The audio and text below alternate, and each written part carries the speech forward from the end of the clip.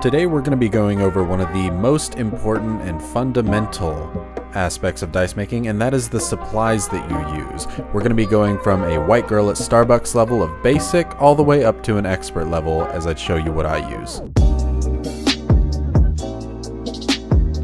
So when we're talking about dice making compared to some other hobbies, it really does come down to the tools and the supplies that you use a lot of the time. I don't think I'm very skilled at all, but I do know what to use and how to get the results that I want, to where in the end I have some functional and some of the times gorgeous looking dice. So I want to show you what I know. First off, you need to start with an original set of dice. We're going to turn those into molds, and then we're going to cast them with some resin. Before we talk about any of the other supplies, one thing I want to talk about is safety. There's really two things that you want to have. These disposable nitrile gloves to protect your skin are perfect. They're cheap, they come in bulk a lot of the time, and you can't really go wrong with them. As well as a respirator that's rated for fumes. If you just use one of those cheapo doctor masks that keep the cough out at hospitals, that ain't going to cut it. We want ones that are rated to keep fumes out. Now, when you're making dice, one of the most fun choices to make is what dice you're going to mold after. Are you going to use dice like these with these rounded edges on the end, which are how most dice are made,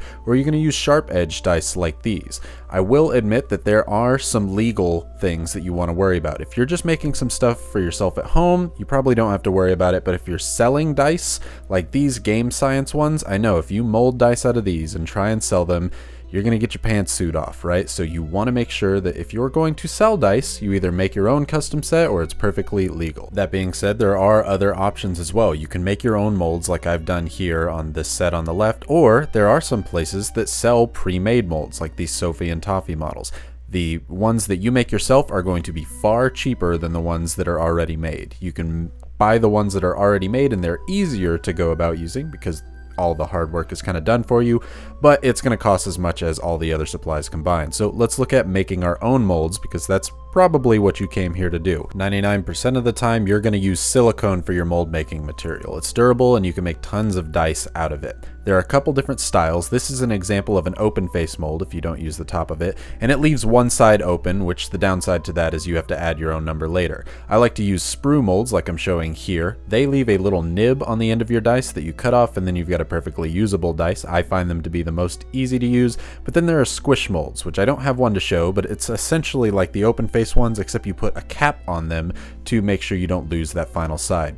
Now let's look at what type of silicone we can use. I like to use Moldstar 15. It's a platinum silicone and it's super cheap and easy to use compared to some of the other ones. Sorta Clear exists as well. It's the same as the other one, except it's sort of clear. It's pretty self-explanatory. It's a lot like these Sophie and Toffee molds, and it lets light in, which is great for UV resin, which we'll talk about later. There's also food-safe silicone in case you're wanting to eat some of the dice that you make. I've done that before. And then there's also Epoxy Putty. It does not get near the detail that some of the other ones do, so I don't recommend it, but if you're on a budget, you can really make that work.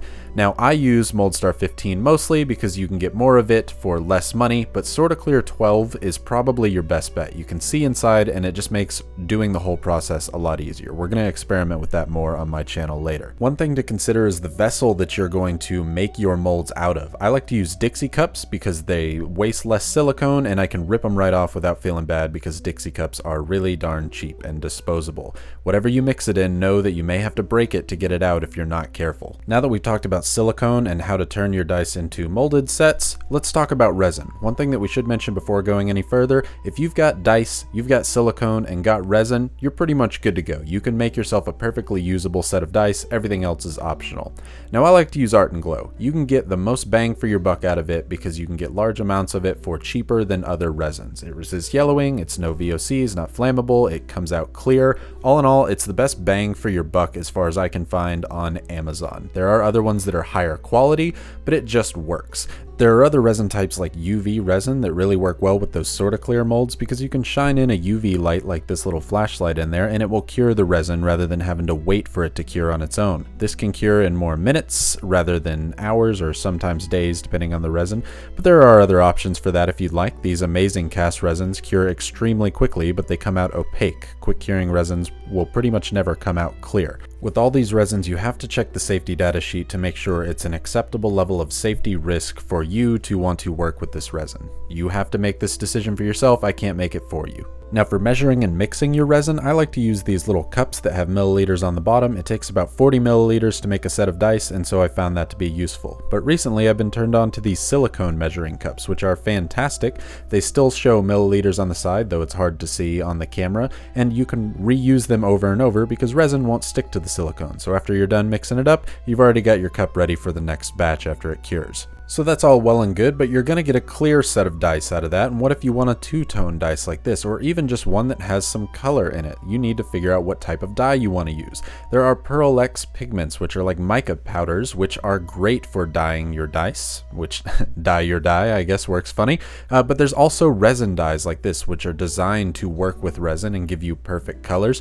But one of the most popular things in the community to use is these alcohol inks. They're like food dye, except they're not water-based, so they're never going to ruin your casting, and it's great. They dye everything perfectly fine, but you could also use things like paint pigment, or just paint in itself. Get creative. I use a ton of different crap. I even use food coloring. Now this stuff is more optional than others. You're perfectly happy to pour some resin down into your mold and call it good, but I have trouble with that for some reason, so I like to use pipettes. I can get like 300 of them for $5, but they are pretty disposable, and I do dispose of them. So if you want something that's a little bit more lasting, you can maybe get a silicone squeeze bottle. This one's also plastic. I don't have a silicone one. I don't even know if that exists, but this is a plastic squeeze bottle. You could even use a little injection thing like this, maybe even a turkey baster. I don't know. Really, whatever works for you to get the resin from point A to point B will get the job done. But it is optional. You could just pour it out the side. I just struggle with that. Now, if you end up making sprue molds like I do, you're going to want a set of hobby shears or hobby clippers like this, because if you were to just try and pull this off, chances are you're going to crack or miss parts of your dice, where you could just cut them off with shears a lot more easily. Now your dice is going to start looking like this if you use sprue molds, with some little edges that aren't exactly ideal, or they may get scratches on them depending on what type of mold you use on pretty much anyone. And the way to solve that is with sandpaper. I have a whole video on this showing you how to do it, which I'll link up there, but it is a great way to remove those scratches by just sanding off those edges until it is nice and flush.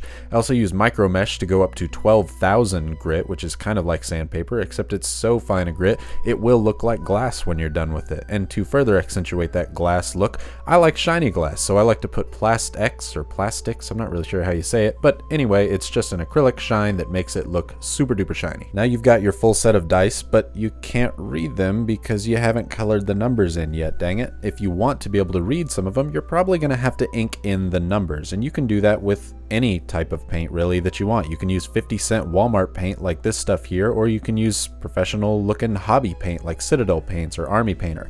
I like to use Citadel paints. I think they're made for plastic, so for some reason in my head that makes it work better on dice. But don't be afraid to get creative with it. If you want to make galaxy dice out of galaxy glitter, or fill it with stars and hearts, or gold if you really want me to like it, or dried flowers, who cares? Have fun with your dice and enjoy the process. If you get to a point where maybe you want to sell them, maybe investing in a pressure pot so that you can get clear dice, or a vacuum chamber to make your silicone less porous and easier to use in a pressure chamber. It really all comes down to the level you want to invest, but you can always get by with just dice, silicone, and resin to get started. But you may want to invest in a display stand to let your dice rotate all slow on video so that you can get those sweet, sweet internet points. I hope this provided a good overview of some of the supplies that I like to use when doing dice making, and some supplies that I've seen other people use for their dice making. If you have any questions, send them to me in the comments down below. If I don't answer, there's a ton of other amazing Dice Goblins who know the answer down in the comments down below. Or maybe we can learn together, because I do not know everything,